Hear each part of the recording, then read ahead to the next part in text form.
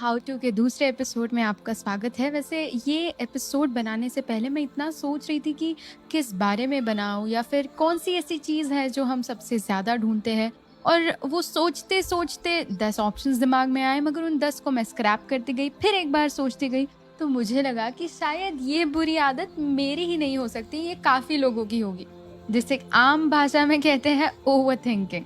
किस तरह से हमें बचपन से एक लीडर होने के लिए ट्रेन किया जाता है, राइट? मगर एक लीडर होने के लिए आत्मविश्वास, निर्णायकता मतलब डिसीजन मेकिंग और त्वरित सोच की आवश्यकता होती है, जिनमें से कोई भी पॉसिबल नहीं है अगर आप आपके द्वारा किए जाने वाले हर कदम के बारे में चिंता करें या ओवरथिंक करें।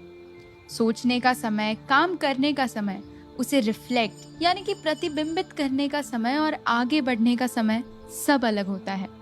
ओवरथिंकिंग में हम बहुत सारा समय बर्बाद करते हैं, इनएक्शन यानी कि निष्क्रियता, प्रोडक्टिविटी के जाल में फंस जाते हैं जो लूप पर चलते ही रहता है, और सकारात्मक यानी कि पॉजिटिव रिफ्लेक्शन को एकदम डीप वरी में बदल देते हैं।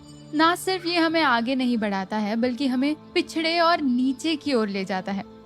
चलिए तो फिर जानते हैं ऐसी 5 चीजें जिनसे हम खुद ही के साथ असहमति कम कर सके और खुद को थोड़ा कम स्क्रूटिनाइज कर सके। दरवाजा तभी खोले जब नई जानकारी दस्तक दे। ओवरथिंकिंग कब आपको ओवरटेक कर जाती है? जब आप कुछ ही देर पहले लिए हुए खुद ही के डिसीजंस बार बार रिविजिट करने लगते हो, जब उन लिए गए डिसीजंस के दरवाजों को बंद करने से इनकार करते हो।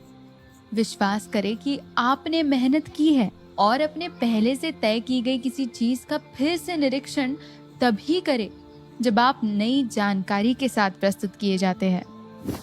ये जान ले कि ओवरथिंकिंग और समस्या को हल करना एक ही बात नहीं है। लगातार परिस्थितियों और संभावनाओं के बारे में सोचते रहना अक्सर हम समस्या का समाधान समझ लेते हैं। ऐसा लगता है कि आप कुछ अच्छा और उपयोगी कर रहे हैं, मगर नहीं, आप बस एक सर्कल में घूम रहे हैं। पहचाने जब आप ओवरथिंकिंग कर रहे हैं तो ऐसा ना समझे कि ये समस्या को हल करने के लिए है और जल्दी से फास्ट फॉरवर्ड दबा दे। 90-10 का रूल याद रखिए। ये एक फॉर्मूला है जिसकी मदद से आप खुद को कितना महत्व देते हैं ये कैलकुलेट करना चाहिए।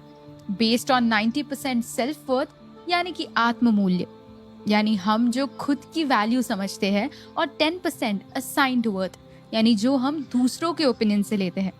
90% अपनी आत्म स्वीकृति और आत्म प्रशंसा से आना चाहिए, और बाहर के वैलिडेशन की सिर्फ 10% की जरूरत होनी चाहिए। So there goes your 90-10 rule.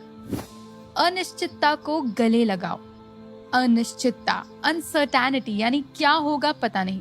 जब हमें कुछ पता नहीं होता है तो हम अक्सर खाली जगहों को भरने के लिए जाते हैं, like fill in the blanks, बिल्कुल ही बेहुदा अजम्पशंस और मान्यताओं के साथ। क्यों? क्योंकि हम में से कई लोग दुखी होना पसंद करते हैं, अनिश्चितता या अनसर्टेनिटी में पलने के बजाय। बेतुकी धारणाएं कई रूप ले सकती है। सभी खुद को अपने अंदर ही एक डिबेट, एक बड़े से विवाद के आंतरिक लूप में बदल देते हैं। तो just make peace with not knowing things. It's okay अगर आपको किसी चीज के बारे में डेफिनाइट आंसर नहीं पता, कोई बात नहीं, इवेंचुअली पता चलने ही वाला है। क्या होगा अगर को हम देख लेंगे यार, के साथ बदल दो। Okay, hear me out. Overthinker खुद से पूछते रहते हैं कि क्या होगा अगर बॉस ने वो अप्रूव नहीं किया, क्या होगा अगर गर्लफ्रेंड ने ब्रेकअप कर लिया, जो जवाब देने के लिए एक असंभव सवाल है, क्योंकि आप नहीं बता सकते कि आगे क्या होने वाला है। अगर अपने आप को फिर से यही सवाल पूछता पाओ तो इसे जल्दी से जो होगा देख लेंगे पर स्विच करें। क्या होगा अगर, कोई बात नहीं, जो होगा देख लेंगे, जो सेल्फ एक्सेप्टेंस या स्वीकृति की ओर एक बढ़ता हुआ कदम है। तो बस ये थी 5 चीजें जिसने मुझे मदद की, और मेरे साथ साथ बहुत लोगों को भी ये हेल्पफुल साबित हुई है। तो आप भी ये चीजें फॉलो करें और हमें कमेंट्स में बताइएगा कि आपके ओवरथिंकिंग का इस पर कोई असर हुआ है या नहीं। मुझे उम्मीद है कि आज का सत्र मददगार रहा। आपके विचार हमें कमेंट्स में जरूर बताएं और इस पूरे कार्यक्रम को पूरा करें, क्योंकि अगला विषय वास्तव में आपकी वृद्धि के लिए महत्वपूर्ण है। अगले सत्र में हम बात करेंगे कि तनाव में कैसे व्यवहार करें और इससे खुद को कैसे बचाएं।